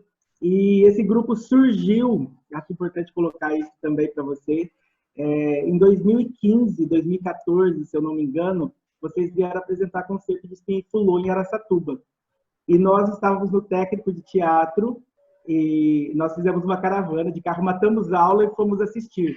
Né? Foi o David, que está aqui na sala também, acho que a Mônica também foi, a galera toda do grupo foi. E nós saímos de lá extremamente impactados e falamos, gente, é isso que a gente quer fazer, esse encontro, essa festa, o espetáculo de vocês é uma festa, é um encontro. E depois eu assisti o Avesso do Claustro, em Rio Preto, em São Paulo, também, e essa ideia do encontro, né? No concerto de Espinha e Fulô, a ideia da cajuína, do café, do bate-papo, e no Avesso, a sopa e aquela conversa que vocês fazem ali com o grupo, com a plateia. E agora, nesse momento que nós estamos todos distanciados, aqui cada um na sua telinha, eu vi que você fez o espetáculo do Ledores, que eu vi em São Paulo também, pelo SESC, né, pelo SESC em Casa. Como que vocês estão pensando o teatro agora, pensando nessa ideia do encontro, do olho no olho, e tudo mais? Ai, que boa essa pergunta, porque eu nem sei eu nem sei responder essa pergunta muito, viu, Rodrigo? Porque teatro é olho no olho, né? O que a gente faz não é teatro. É uma possibilidade de se chegar do outro lado. Porque essa coisa do Ledores no Breu, que deu no dia que eu fiz, tinha 5.000, quase 5.000 lives, sei não, as pessoas assistindo, como é o nome? Eu não sei o nome em inglês. Eu tava lá, era muito... Isso. Né? Views. Eu nunca sei essa palavra. E eu fiquei feliz, e eu fiquei muito feliz, e eu fiquei muito triste, assim. Felicidade porque a gente conseguiu chegar para 5.000 pessoas, e de muita gente, até gente de outros países também, pouco, mas... E, ao mesmo tempo, olha que lindo se o teatro tivesse 5.000 pessoas assistindo. Se os teatros fossem para um mini estádio para 5.000 pessoas. Aí eu falava, meu Deus, eu fiz 10 temporadas do Ledores no Breu. Talvez essas 10 temporadas não tenham chegado 3.000 pessoas. E, num dia só, uma coisa não improvisada, porque a gente trabalhou muito, mas uma coisa que é uma câmara ali, eu sozinho, estava tudo apagado, os técnicos do Sesc, o Rodrigo estava lá, o Fábio estava fazendo o som, e eu falava, meu Deus do céu, e aí? E eu sou muito comunicativo, né? Eu gosto muito da prosa pessoal. Mas naquele momento, eu conversei com um grande amigo, que é o Edu Musri, que também fez, o Edu. O Edu falou, Dinho, brinca. A câmara está lá estática e ela não pode te possuir. Porque se você deixa ela possuir, meu filho, você está lascado, você está fudido, então você não vai fazer mais nada nessa quarentena. Brinca com ela, se joga. Aí eu falei assim, ok, eu vou me jogar, mas eu vou me jogar com olho, vou me jogar com a venta, com a boca, com eu até falava, como é seu nome aqui? Eu falava, eu vou pedir a escuta das pessoas. Eu tenho que limpar meu ouvido, pode ser que ele tenha, né? Porque nessa quarentena também a gente não toma banho todo dia, às vezes, né? Às vezes a gente fica com furico que não está tão lavado, né? Mas eu tento lavar todo dia, mas enfim, mas eu só tenho que limpar aqui. E limpei e foi uma experiência, Rodrigo, interessante, muito rica. Inclusive que chegaram para mim, eu estava até conversando com o Heitor, vários professores dizendo, Dinho, que bom, agradecendo que foi matéria para os professores passarem para os alunos. Então, e eles falaram, os alunos escreveram coisas altamente significativas em relação ao que eles viram do Paulo, porque o espetáculo fala de feminicídio, fala de encontro, fala de Brasil e fala de Paulo Freire. Então, foi muito importante eu ter feito isso, mas sabendo que teatro é um encontro do olho a olho e que uma tela, por exemplo, é lindo. Eu tô sentindo todos vocês aqui. Eu sei que todos vocês estão atentos a mim e eu estou atento a vocês. Mas se nós estivéssemos agora numa mesa, aqui em casa, conversando sobre isso, enxergando os olhos, eu ia sentir o cheiro do Dago, eu ia sentir o cheiro do Rodrigo, o cheiro da Carol, o cheiro do Heitor, o cheiro, a gente ia sentir, porque tem cheiro. A vida cotidiana, a vida viva mesmo, ela tem cheiro, ela tem barba, ela tem fedor, ela tem caatinga, ela tem desencontro, você briga porque você não admite uma ideia. Aqui, às vezes, você não consegue, porque às vezes quando você consegue brigar numa live, eu vejo que as pessoas discutem muito, porque é uma coisa de se armar uma luta. Muitas vezes, muita gente que escreve no Facebook, é um tribunal, as pessoas trabalham como se fossem tribunais. É fácil, de certa forma, você se esconder. É fácil também você se esconder atrás dessa tela, porque ela te dá uma puta garantia. Porque não tem um corpo para me dar um murro, não tem um muque para me dar um murro, ninguém vai me dar um beliscão. E se eu quiser, eu desligo a pessoa. Ao vivo, não. Ao vivo, você tem que olhar para mim, bicho. Conversa comigo, você está falando bobagem. Depois a gente se abraça, depois a gente vai pro cheiro. Mas a vida presente, os homens presentes, o tempo presente é o fundamental. E só para... Rodrigo, você falou uma coisa, desculpa, você falou que teatro como uma festa. As coisas mais bonitas que eu vi isso foi uma senhora, que é minha mãe, que eu falei para vocês, que 88 anos, é uma poeta, analfabeta, que ela... É muito chato eu falar analfabeta, porque parece que quando eu falo analfabeta, eu simplesmente anulo. Não, é um ser, é uma figura linda. E ela falou assim, ela assistiu Ledores no Breu, lá em Caruaru. Aí, Cartola, eu danço com as 3 pessoas, a música inteira. Eu dancei com minha mãe, a música Cartola inteira. Eu e ela. Nada consigo fazer quando a saudade... Eu e ela, a gente dançando junto. Minha mãe dança bem. Assim, tá velhinha, né? Com quase 90. E dançou, eu agarrei ela. A gente dançou 5 minutos de música. Tinha 100 pessoas, era em cima do palco, né? Que eu sempre faço em cima do palco, muito próximo, né? As pessoas emocionadas. E aí no final eu falei, mamãe, que é que a senhora achou do espetáculo? Ela falou, meu filho, é uma festa. Eu falei, ah, mas só é uma festa, mamãe? Ela falou, e festa não tem briga? Festa não tem faca? Ela é desse nível. Ela é safada. Minha mãe é malandra, porque sabe articular a palavra bem, sabe dar resposta. Então eu vejo assim, teatro como uma festa. E festa tem conflito. Qual a festa que não tem conflito? Qual a festa que não tem murro, que não tem briga? Mas é uma festa. Eu até, gente, para vocês terem uma ideia de festa, eu queria até, mas eu não trouxe aqui não. Eu decorei, não decorei, eu ainda estou no processo. O Mário de Andrade escreve para um artista, eu acho, artista plástico, em 1943.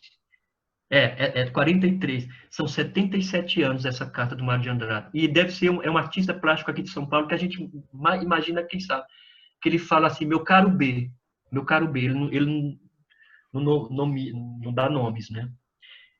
Ele falou, a primeira vez que você fez a sua exposição era muito bonita, era calcada na alegria que você tinha. Agora não, B. E o grupo que comigo trabalhava, a gente se interessou pela sua arte.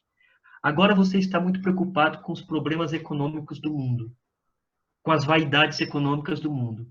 E isso, B, nada tem que ver com a arte. E sabe por que você encaretou? Sabe por que você quer dar satisfação para uma burguesia que só compra a tua obra sem compreender? Porque, da primeira vez, a sua obra era uma festa. Era uma forma sensual, era uma forma do gostoso, era uma forma do bonito, era uma forma de viver da vida. Agora não, você é um careta. E a arte nada tem a ver com as questões econômicas do mundo. Quando eu li essa carta e eu ia brincar com ela a respeito disso, ela é grande, e você me trazendo isso, trazendo minha mãe, colando minha mãe com Mário de Andrade, para mim, teatro é uma festa.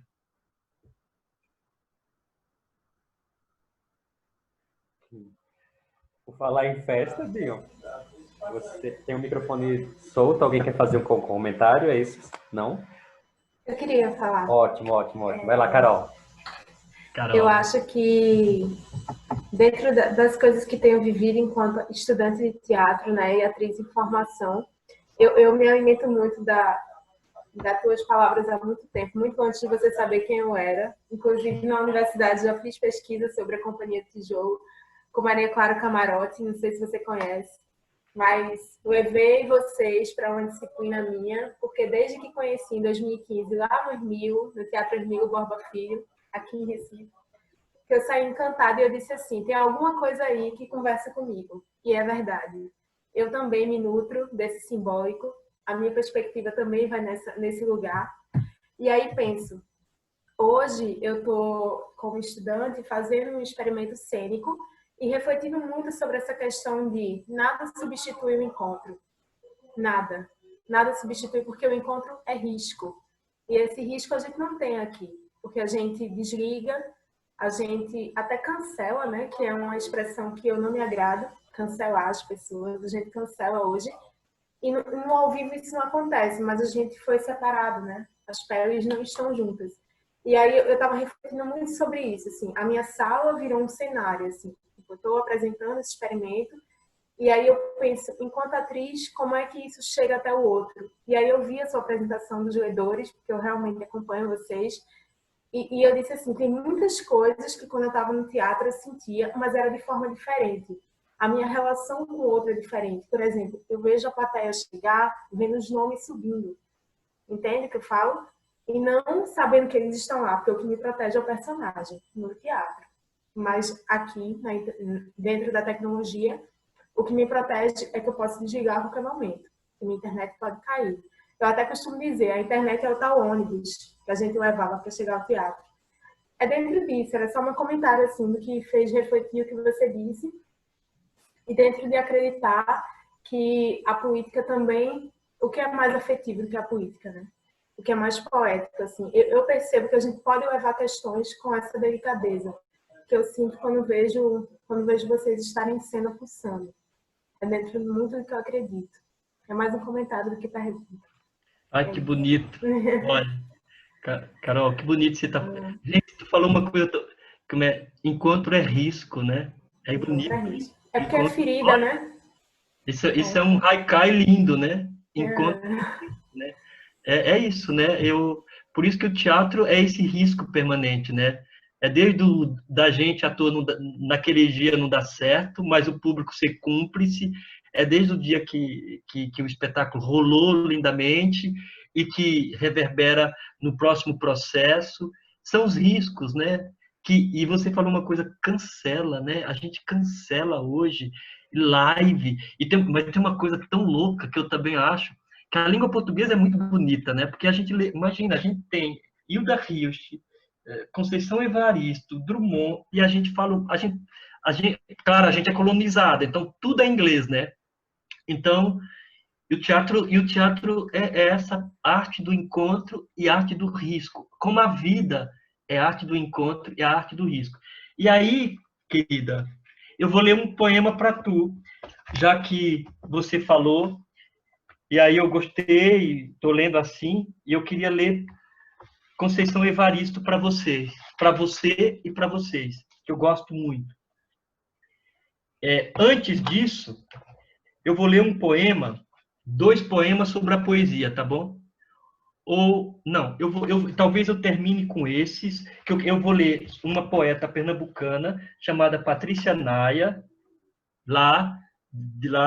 e vou ler também me esqueci o nome do poeta, meu Deus do céu.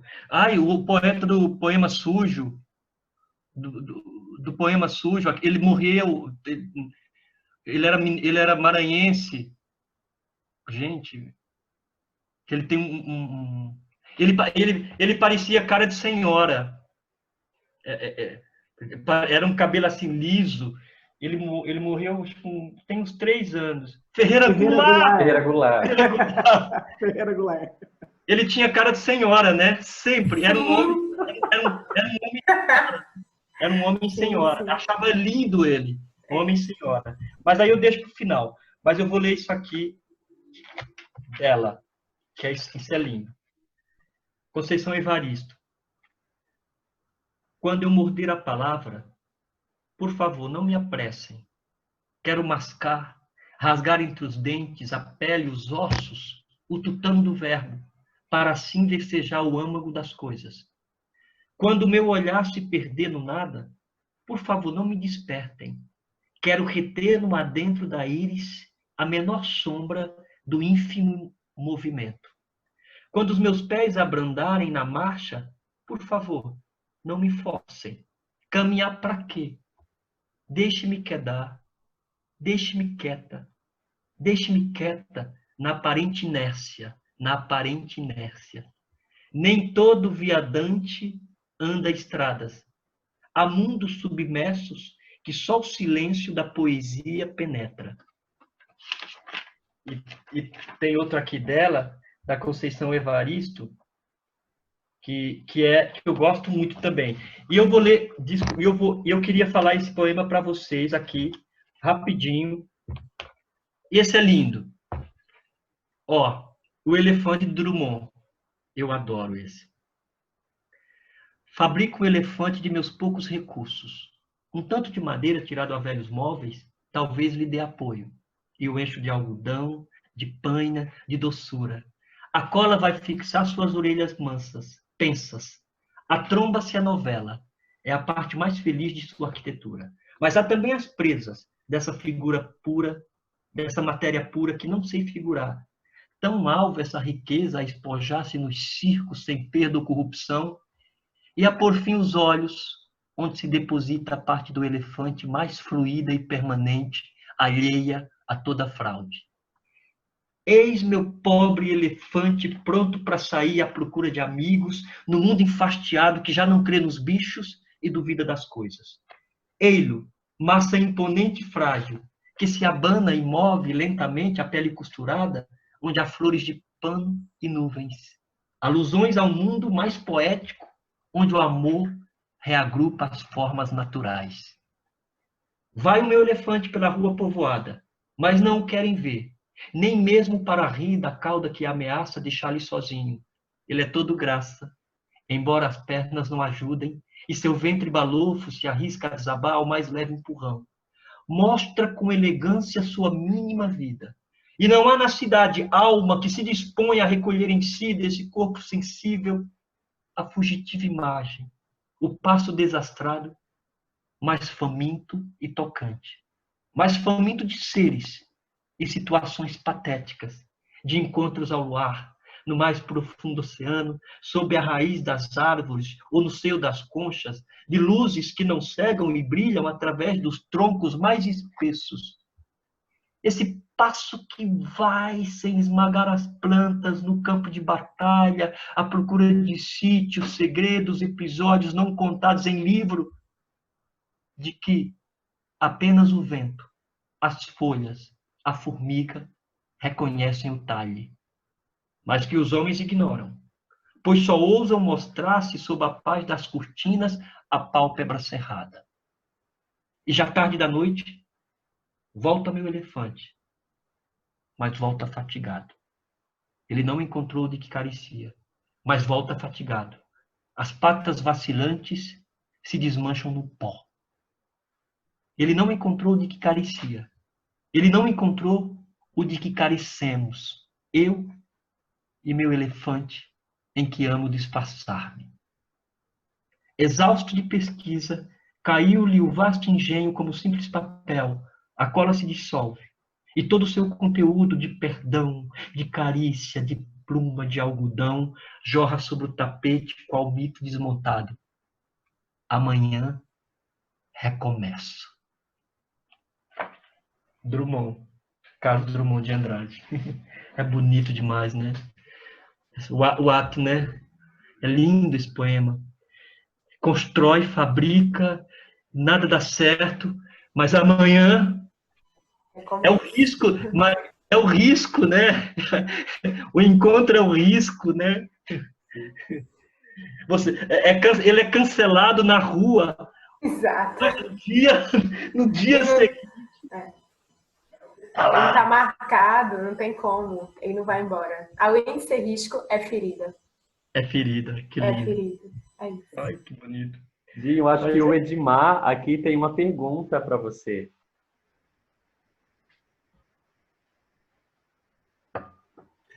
Boa noite a todos. Dinho, muito prazer, é uma alegria. Eu não te conhecia e eu vou entender esse encontro como os presentes que a vida traz para mim, porque eu estou achando isso maravilhoso. E agradecendo a pessoa do Heitor e do Elder, que através deles eu acabei caindo nessas conversas isoladas que parece que eu tenho o mundo inteiro dentro do meu quarto. E tá maravilhoso isso. Gratidão, gente. Assim que eu cheguei, eu vi o seu nome aqui, Dinho Lima Flor, e eu não tinha a menor ideia daquilo que vinha pela frente.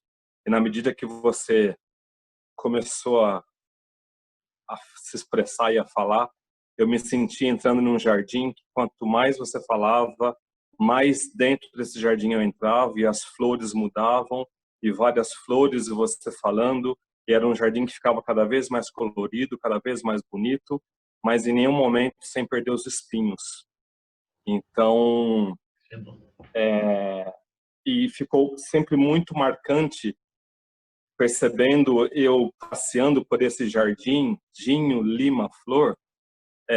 Eu queria saber o seguinte de ti: onde é que o Dinho Lima Flor, ele é a lima que amola a espada para a guerra, e quando é que o Dinho é a flor para celebrar a guerra vencida?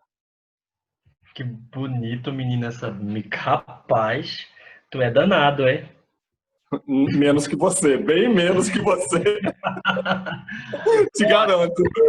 É verdade, é verdade. Não, eu estou falando é verdade, que ridículo. Pode ser que por trás desse bem menos que você seja só uma defesa, porque pode ser que seja terrível.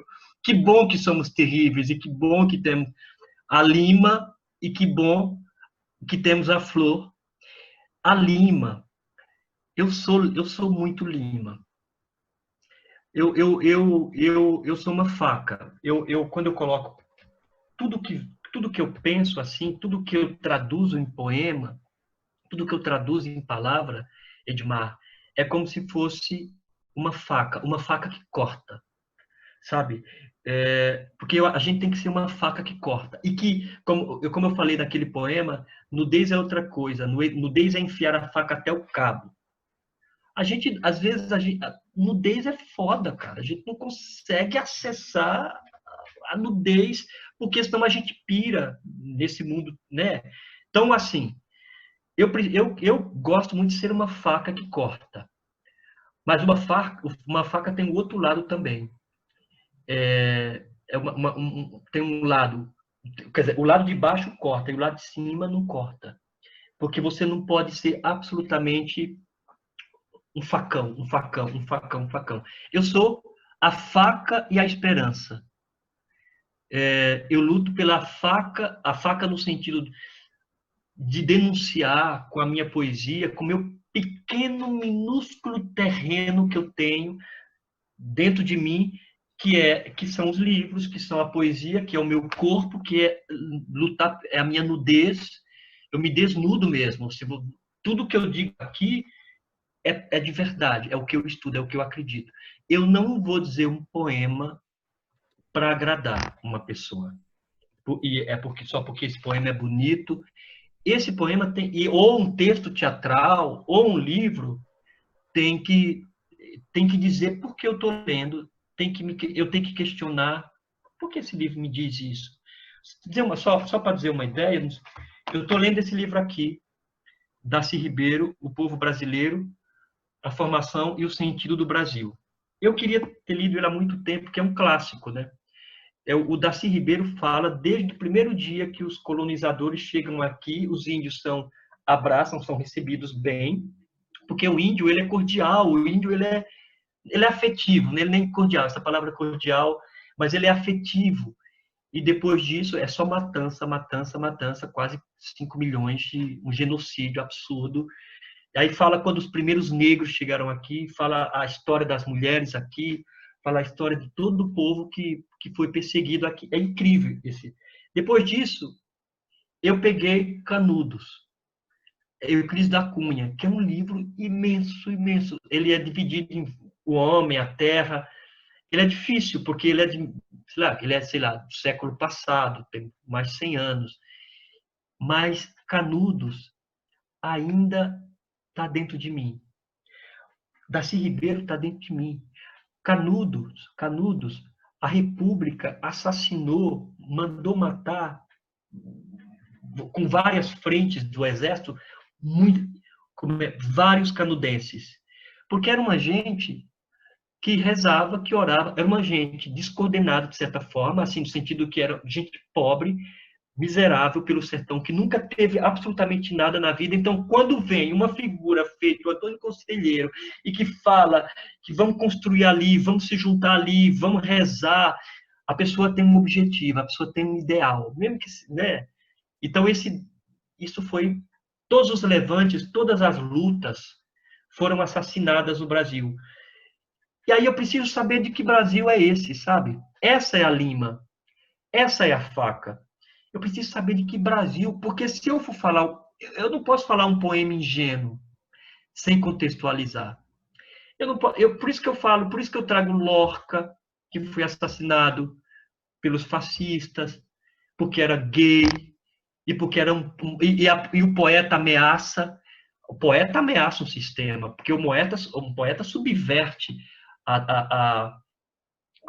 ele subverte a narrativa, né? E ele desconstrói a narrativa que está certinha.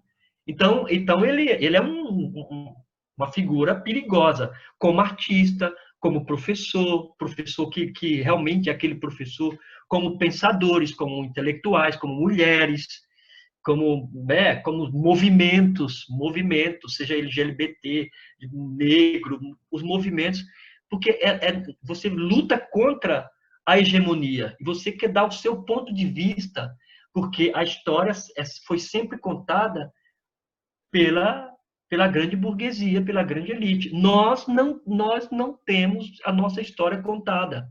Então, quando o negro, a negra o preto vai para a luta, porque o preto foram milhões assassinados, e o racismo estrutural, se a gente não entender, se a gente não destruir o racismo estrutural, o Brasil nunca vai ser um país de democracia. Por quê? 300 anos de escravidão, tem uma reparação, e essa coisa do simbólico, né? Porque imagina, olha, eu vou te falar uma coisa, eu fiquei com um moço um tempo, que ele era preto, e a polícia, a gente andando, a polícia parava ele, não parava eu. A polícia tinha dúvida, porque eu tenho cara de nordestino, eu tenho cara de caboclo. Mas eu sou, no simbólico da polícia, eu sou ainda branco. Ela tinha dúvida em mim. E é isso que acontece. Todas as esquinas, você não pode... Os pretos são alvejados, porque o simbólico da sociedade é preto não presta, preto tem que ser... Gente, o Miguel, em Recife, né? Carol, porque a Casa Grande tem os seus instrumentos para matar, né? Que é a polícia, de certa forma, nem é toda a polícia que mata, mas a polícia estadual, a polícia militar, tem as suas organizações de repressão que mata. A polícia, no Rio de Janeiro, mata preto, aqui perto de casa, mata nas periferias. Só que aí em Recife, foi a própria Casa Grande que matou. Ela não precisou da polícia, ela abriu o elevador e botou o menino naquela pequena senzala chamado ascensor, né? Aquela que desce e sobe e tal. E ela mandou o menino para o trono, pro trono da morte, para a coisa da morte. E olha que louca, então, as unhas dela era mais importante serem pintadas do que um menino que está pedindo, pelo amor de Deus, eu quero minha mãe, porque a mãe está lá embaixo com o cachorro. É simbólico, é tão real e é tão simbólico. Essa é a nossa história. E enquanto a gente não acabar e a gente não entender, para mim o racismo estrutural é a coisa mais fundamental para a gente se entender o que é o Brasil. Se a gente não mexer, se a gente não mexer nessa estrutura, se a gente não acabar essa estrutura, se a gente não matar essa estrutura como uma grande cobra, uma grande jararaca, se a gente não matar a cabeça dessa cobra, matar a cobra e jogar, e todas as pessoas terem dignidade. Gente, o que é um povo? Nós somos mais de 50% da população brasileira, pretos, pardos, e é o povo que ainda vive na senzala moderna. E é muito sério isso. Então, eu acho assim, não tem como ser só flor. Se você tem, desde o descobrimento, o genocídio dos índios, o genocídio dos pretos, dos pobres, e as mulheres, e o machismo intrínseco. A mulher é feita para reproduzir só na concepção. Eu acho que a heterossexualidade, estou dizendo assim, porque eu não tenho muito argumento, eu só estou dizendo, mas eu acho que a heterossexualidade é uma instituição que tem que ser morta. Porque o hétero, acha que hoje olha só que louco, hoje uma amiga queridíssima me mandou um um vídeo, olha só como é, de dois rapazes, é um negócio que vem, acho que vocês devem ter recebido, tem uma fogueira e que essa fogueira entra no computador, aí tem dois rapazes dançando, assim, tananana. Aí quando os dois meninos vão pegar um no braço do outro, o outro fala, não, assim, não, gente, você não poder dançar um braço com um amigo. Aí olha como isso é assim, hoje eu recebi, eu falei, eu jamais replicaria uma coisa dessa. Porque o hétero mata, sim, eu estou falando da instituição, não, estou falando, claro que tem amigos que são, é outra história, os amigos que não se colocam como héteros, mas que gostam de, transam com mulheres, não transam com homens, mas gostam de mulheres, e que lindamente entendem o movimento da vida. Só não tem tesão, porque tem uma coisa de tesão, né, gente? Se não tem tesão, não tem. Se a pessoa não... Se a coisa não se... né? Se o pau não se levanta, se a vagina não se abre, se precisa do cheiro. Não tem. Tem que ter tesão. Então, aí, agora, essa coisa chamada heterossexualidade, ela é pesada, porque ela detona a mulher, porque do ponto de vista do hétero, a mulher tem que ser, né? Tem que ser reprodutora dos filhos, da limpeza, né? E do sexo. Ela puder mata os homossexuais, porque imagina um desejo diferente dele. Então são tantas coisas no Brasil assim, sabe? É tanta que, felizmente, as deusas, os deuses me deram esse instrumento. Eu sou um instrumento.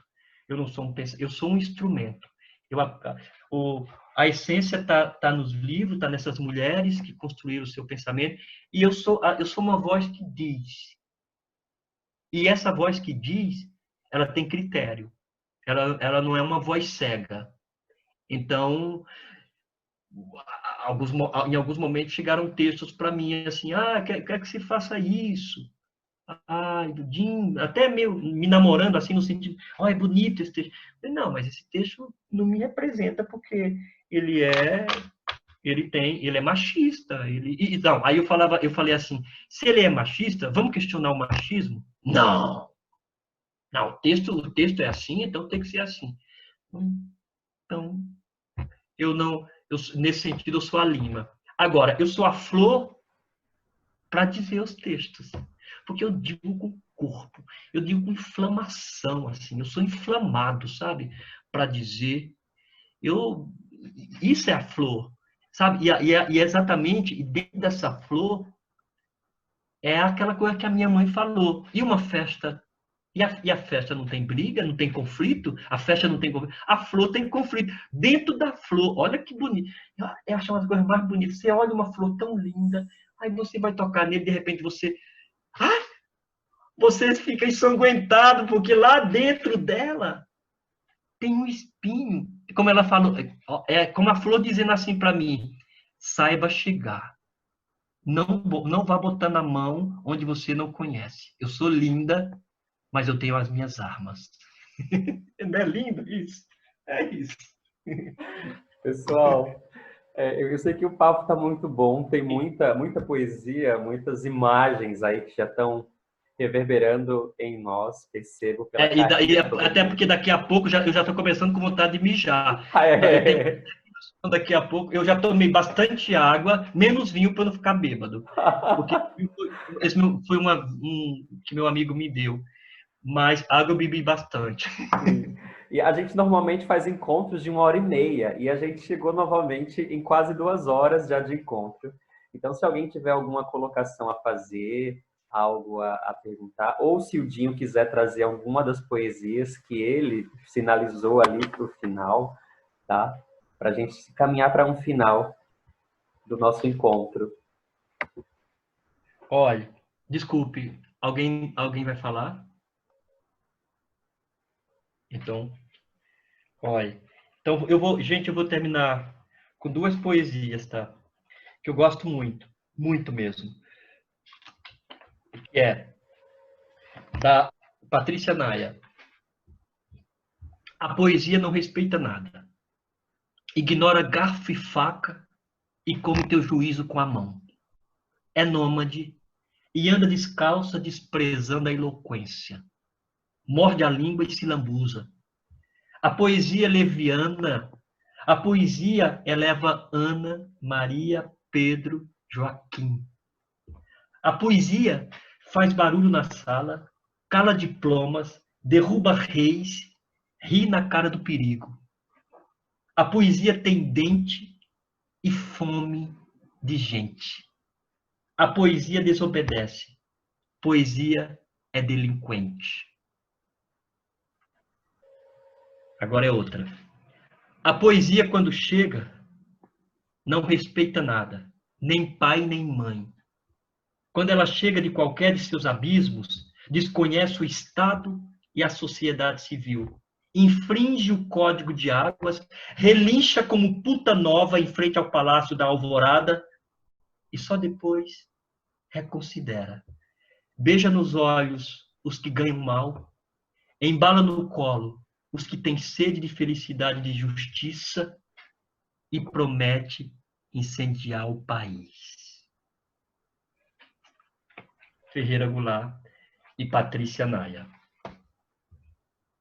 Provocações muito lindas através dessas poesias, né, desses versos que mexem muito. É só uma gratidão. Não sei se você está conseguindo ver o chat, mas são essas palavras que estão vindo aqui das pessoas a respeito desse encontro que a gente teve.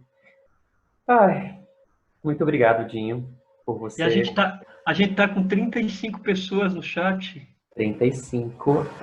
36. Uhum. E pessoal, aqui a gente agora na sala tem 27, mas a gente chegou a 36, 37 pessoas aqui no nosso encontro hoje, né? Pessoas de lugares muito diferentes, Dinho. A gente tem aqui Araçatuba, Penápolis, tem Birigui. Se vocês puderem escrever no chat ou falar de onde vocês são. Porque a gente conseguiu... A gente está em Jericoacoara, não é isso, Edmar? Você está Edmar está em Jericoacoara, no Ceará. A Carol que está em Olinda, não é isso, Carol? Carol está em Olinda. Tem o Helder que está em Barretos, o Dago que está lá em São Paulo, né? A gente aí nesse... A Iraci que está lá em Nova York, está nos States. E tem alguém de João Pessoa aí, não é? Que falou agora. Sou de João Pessoa. Isso, Rai Nóbrega, isso. Então, acho que esses encontros, a gente... o Dago está em São Paulo, mas é de Santos, isso. E nem a Karen. Tem da Monhangaba também que está aqui conosco. Então, esse nome é tão lindo, né? Pindamonhangaba. Pindamonhangaba. Aliás, São Paulo é a cidade que falava muito a língua geral, né? Que era a língua tupi. Foi a última, anos, faz muito tempo que não faz muito tempo que São Paulo deixou de falar, passou a falar português, porque a língua geral é uma espécie de uma língua meio indígena, né? Meio tupi. São Paulo tem muito... Agora, depois vieram os bandeirantes, das coisas mais lindas, só para acabar, as pessoas estão derrubando as estátuas dos escravagistas. E como a gente tem estátua... A gente só tem estátua de quem nos oprimiu, né, gente? A gente só tem estátua de quem nos oprimiu. Acho muito legal a gente trazer mesmo essa reflexão para que a gente consiga construir outras narrativas, né? Outros versos, dizer outras poesias com outras caras, né? Com outras cores, com outros amores e afetos. E nessa energia de afeto, Dinho, eu te agradeço muito por esse encontro, né? Na apresentação que eu vi do Ledores no Breu, lá no Ágora, né? Você me tirou para dançar cartola. Esses encontros aí, né, que a gente aquece. Muito obrigado pelo seu ser, né, pela sua experiência, pela maneira como você traz isso no seu trabalho, que nos acolhe e inspira, né, a também dizer, né, as nossas experiências. Muito obrigado. Beijos a todos e a todas. Pessoal, esse encontro vai estar gravado e ele vai ser compartilhado no YouTube da Ser Alternativa para que mais pessoas tenham contato, então compartilhem com seus afetos também. E próxima semana a gente vai seguir com conversas isoladas com a Roberta Estrela Dalva, uma das integrantes do Núcleo Bartolomeu, com mais poesia, né, com mais palavra, né, poéticas aí pra gente, tá bom? Boa noite a todos e todas. Seguimos juntos. Cuidem-se.